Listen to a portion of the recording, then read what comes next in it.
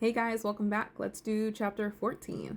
This one seems a little bit shorter, so we might be able to fit this all in one video again. So we'll see how it goes and how chatty I can be. So we're going to cover some more healing, some notes on humility. We're going to see about the parable of the great feast and the cost of being a disciple. So let's get to it. He's healing again on the Sabbath, and this guy has swollen limbs.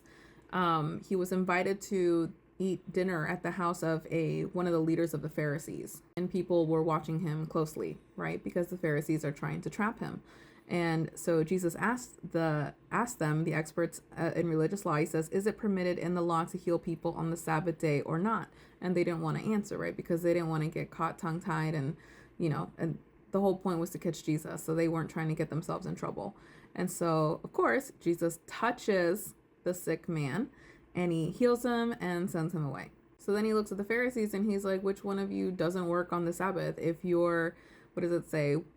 If your son or your cow falls into a pit, don't you rush to get him out? And so again, they don't answer. So let me just read you the note that my Bible had for this one. Earlier, Jesus had been invited to a Pharisee's home for discussion. So we saw that in Luke chapter 7. But this time, a prominent Pharisee invited Jesus to his home specifically to trap him into saying and doing something for which he could be arrested. It may be surprising to see Jesus on the Pharisees' turf after he had denounced them so many times, but he was not afraid to face them, even though he knew that their purpose was to trick him into breaking their laws. That's how confident Jesus is in what he's doing, in God and everything. And sure, we can say, well, it's Jesus, of course he's confident. But he's not afraid to do this in their house, It's not like he was just outside teaching and then this happened. Like, he's in their house and he's doing this. So now let's talk about humility. This is a nice topic for me. I like to talk about now. So he gives this illustration about the wedding feast, right? How if you're invited to a wedding feast, don't sit in the seat of honor. That's verse 8. And it says to sit at the lowest seat. That way when your host sees you, they'll be like, oh, friend, we have a better seat for you, and move you up further in the table. And so then you're honored in front of everyone. It says, for those who exalt themselves will be humbled, and those who humble themselves will be exalted. And then he says about if you are going to put on a luncheon or a banquet, right, to invite, instead of inviting the rich neighbors, the relatives, the brothers, the friends, because they can always invite you back, to instead focus on inviting the poor, the crippled, the lame, and the blind, people that cannot pay you back. He finishes to say, then at the resurrection of the righteous, God will reward you for inviting those who could not repay you. It's all about serving, right? Serving others. Let's dig into some of these notes. It says, Jesus advised people not to rush for the best places at the feast. People today are just as eager to raise their social status, whether by being with the right people, dressing for success, or driving the right car. Who do you try to impress? Rather than aiming for prestige, look for a place where you can serve. And as much as I want to say that this is so true for us today in this society, I think in every society it's always been that way. So yeah, good time to check ourselves. Where are we at with this? It finishes by saying, if God wants you to serve on a wider scale, he will invite you to take a higher place. Let God do the planning and moving for how you're going to do things. Let God set those goals for us. Okay, Jesus taught two lessons here. First, he spoke to the guests, telling them not to seek places of honor. Service is more important in God's kingdom than status. Second, he told the host not to be exclusive about whom he invited. God opens his kingdom to everyone. I'll admit, when I first read these, I don't always get that he's referring to his kingdom in these things, right? It takes me a little bit to get there, and I'm like, oh yeah, okay, that makes sense, because the kingdom is for everyone. But initially, I probably, the first time I read this, I did not get it like that. But I do get the, if you, for those who exalt themselves will be humbled, and those who humble themselves will be exalted. So let's jump into that note. It says, how can we humble ourselves? Some people try to give the appearance of humility in order to manipulate others. Others think that humility means putting themselves down. A lot of people think that. I even used to think that. True humble people compare themselves only with Christ, not others, not other people in our age bracket, not other people in our industry. Nope, only with Christ. Realize their sinfulness. So we realize our sinfulness, right? And understand their limitations. On the other hand, they also recognize their gifts and strengths and are willing to use them as Christ directs. Humility is not self-degradation. It is realistic self-assessment and commitment to serve. Pride is the over-focus of self. I used to think that humility meant putting myself down, or having like the lowest self-esteem that made me humble. and not, and I like actually believe these things about myself. And that's a topic for another day on identity. We don't have time for that right now. But we did an episode on pride and humility on the podcast. So if you want to go back and listen to that, there's a lot of good info there, and I share a little bit more about how it went for me. But putting ourselves down, thinking like the least of us when it's not true, because it's not how God sees us, is still an over focus of self. And so actually it's also pride. It's just the other side of the coin. So if we're looking at Gideon, God called him a mighty man of valor. He did not believe that about himself. He thought his clan was already lowest, and then he was the lowest in his own clan. And so he's like, God, you got the wrong person.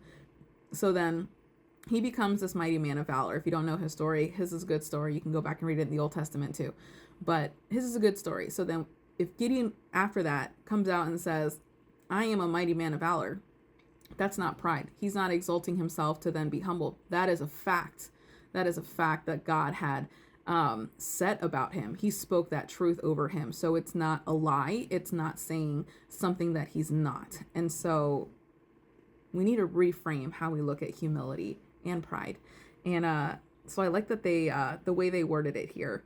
It's not about putting ourselves down, and it's not about self-degradation. So let's be realistic in our assessment. And for what we're not sure about, let's take that to God. Let's ask him, hey, God, what do you say that I am? Who do you say that I am? What are my strengths? What are some lies that I've been believing about myself over the years? Because we do accumulate those things, and we hold on to them and just kind of like latch onto them as part of our identity. And so whether it's something that we heard growing up from other people, a coach, a teacher, parents, whatever have you, and just because they said it, now we suddenly like wrapped ourselves around it like it's truth, and actually it wasn't. It was never. God doesn't see us that way. And so it's a series of things that we break down and bring to God about as we look to discover who we really are and how he sees us. So I definitely encourage those conversations. Definitely check out that episode on pride and humility on Prodigal Peas in a Pod. But I'll go ahead and jump to the next note for now. The next note is about the feast now, the parable of the great feast. This one, I feel like I kind of mostly understood it. I mean, I knew he was mad that the people that said they were coming suddenly couldn't come. And so then he goes and invites all these other people, which was probably better to invite them in the first place. But there is some context here that the passage doesn't initially talk about. And there is a note here that does. So I do want to share some of the notes on this. It says, the man sitting at the table with Jesus envisioned the glory of God's kingdom, but he did not yet understand how to have a share in it. In Jesus' story, many people turned down the invitation to the banquet because the timing was inconvenient. We too may resist or delay responding to God's invitation, and our excuses may sound reasonable. Work duties, family responsibilities, financial needs, or other reasons. Nevertheless, God's invitation is the most important event in your life. No matter how inconvenient it may be timed, are you making excuses to avoid responding to God's call? I used to make so many excuses, right? I was like, isn't it good enough that I go to church sometimes? And like, do I really need to do all these other things in these classes and these Bible studies? Like, why can't that be enough? Like, I don't have time to do Bible study every day. I do have many things I'm responsible for. I mean, excuses would just keep coming and keep coming. I remember when I became intentional about my faith, I was like, man, now you want me to take a class after the sermon? God, like, isn't that already enough? You know, we're already in a routine. And then I was like, all right. So then I started adding that class. And then it was like, all right, well, do I really need to do like midweek Bible study? I mean, come on, I'm already doing a class on Sunday plus sermon. Isn't that enough? Like, I have other things to do during the week and take care of, and usually hang out with my friends around that time. And so then, no, of course, God tells me that I need to do this. So, okay, fine. So I do that. And then it was, Denise, like, he wanted me to hang out with this small group that I had already been a part of, and they would go out to lunch all the time after class on Sundays. And I was like, I don't want to go with these people to lunch. Like, I already have just been in church for like 4 hours. And like, what am I going to talk about? The Bible for 5 more hours? Like, I don't know how I can hold a conversation that long. And I remember God being like, Denise, it's just lunch. If you just finish your food, and if it's that uncomfortable, you can just leave. And I'm like, oh, that's true, God. Okay. All right, fine. So then I would do that. And then anyway, this was a great group, and they weren't weird church people like I thought they would be. They actually led normal lives. They listened to music and watched movies, and we had actually a lot more in common than I thought we did. And so all these different excuses that I used to have, right? And then, oh, church people, they're all hypocrites, you know, and I had my own church hurt from the past too. So all these excuses that I would have. And it's funny how much time I spend at church now. It's like my second home, and I am involved in so many things now, and I'm so glad for it. It's all of it's completely changed my life in the best way, and it's healed and restored so much in me that I know would never have happened if I didn't just take the leap and take that one step forward. So let's check our excuses, you guys. What are we doing? Because if it's something God has called us to, it's for good things. It's for good things. Okay, so these invitations. The custom was to issue 2 invitations to a party, the first to announce the event and the second to tell the guest that everything was ready.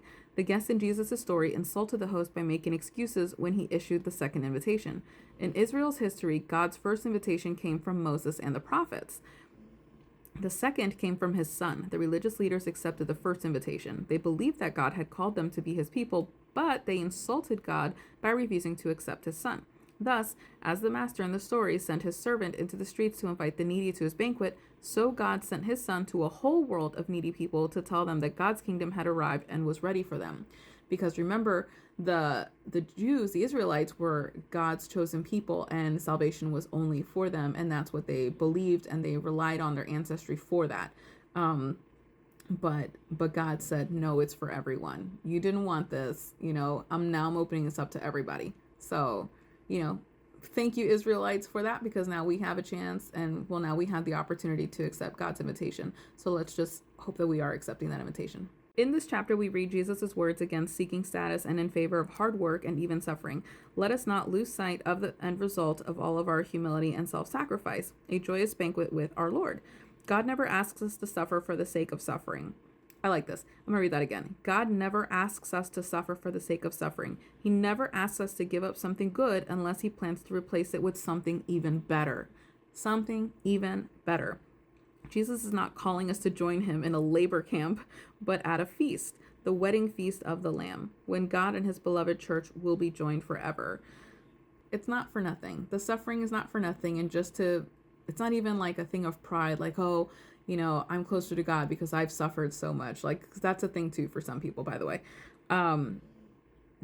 There's purpose behind everything, and it's for good things, and not just good things, it's for even better things. If God is taking something from our lives that we really, really wanted, imagine how much better the next thing is that he is trying to give us. It's not just as good, it's even better. And knowing that is helpful, and it eases some of that maybe hesitation, hopefully. But if not, then hear it now and rest in that promise. God promises that, and he always comes through on his promises. He is the promise keeper. So now we're talking on the cost of being a disciple, because it is hard. It's not easy. And if you're not ready for it, if you think, you know, coming to God means things are going to get a lot better in your life, you're in for a real surprise. And yeah, I'm just going to read the note. So the first note addresses on carrying the cross. Jesus had said, if you want to be my disciple, you must hate everyone else by comparison, your father and mother, wife and children, brothers and sisters, yes, even your own life. That's verse 26. And he says that you must hate everyone, not just out of the blue to hate them because you want to hate them, but you have to be willing to sever those relationships to follow God if for whatever reason they are opposed to it and not with you for it. Like, you have to be willing to not defy God in any way. And that you are like all in on this. In verse 28, he says, but don't begin until you count the cost. So let's dive into the notes here. The first one, Jesus' audience was well aware of what it meant to carry one's own cross. When the Romans led a criminal to his execution site, he was forced to carry the cross on which he would die. This showed his submission to Rome and warned observers that they had better submit to. Jesus made this statement to get the crowds to think through their enthusiasm for him. He encouraged those who were superficial either to go deeper or to turn back. Following Christ means total submission to him, perhaps even to the point of death. It says, when a builder doesn't count the cost or estimates it inaccurately, the building may be left uncompleted. Will you abandon the Christian life after a little while because you did not count the cost of commitment to Jesus? Will we stop believing because things got hard and we didn't think that they would be? What are those costs? Christians may face loss of social status or wealth. They may have to give up control of their money, their time, or their career. We don't like that, right? We like to be in control of our things. We like to know what's happening and be prepared for it. It says they may be hated, separated from their family, and even put to death.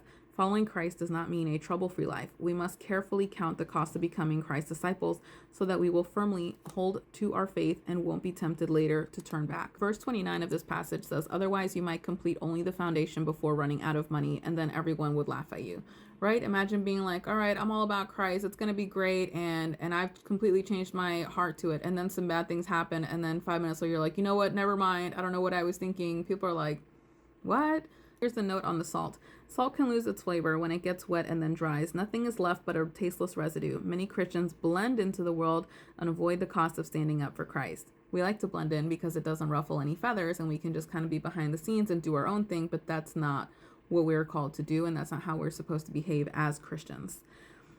But Jesus says if Christians lose their distinctive saltiness, they may become worthless. Just as salt flavors and preserves food, we are to preserve the good in the world and bring new flavor to life. This requires careful planning, willing sacrifice, and unswerving commitment to Christ's kingdom. But if we fail to be salty, we fail to represent Christ in the world. How salty are you? Being a disciple is going to be hard. We're going to be tested, and the enemy is going to attack. The closer you are to God, the more attacks you're probably going to feel. The spiritual warfare is so real. So we need to be vigilant about that. And we need to remember that, the Bible does promise hard times. It doesn't mean everything is going to be hard here. We are going to receive blessings even still right now today. The favor that he bestows on us is also in real time as we're living here on earth. So we'll get to experience the fruit of that spirit too. But let's be mindful about our motivation behind the things that we do. Where is our heart posture in all of this? Is it to reap rewards and benefits, or is it just to be wholeheartedly serving God? And that's chapter 14, you guys. Thanks for listening. I'm Denise with Misfit of Creation. You can find me on all the socials. You can also check out my Etsy shop. I have a bunch of Bible studies, devotionals, templates, study charts that you can download. I also have a podcast that comes out with new episodes every Tuesday. It's called Prodigal Peas in a Pod. I mentioned that earlier in the video. You can find us on any platform that has podcasts. And if you want to be a supporter for my ministry, Misfit of Creation, you can do so on Patreon, and I'll post that one down below. So thanks so much, guys. I'll catch you on the next one.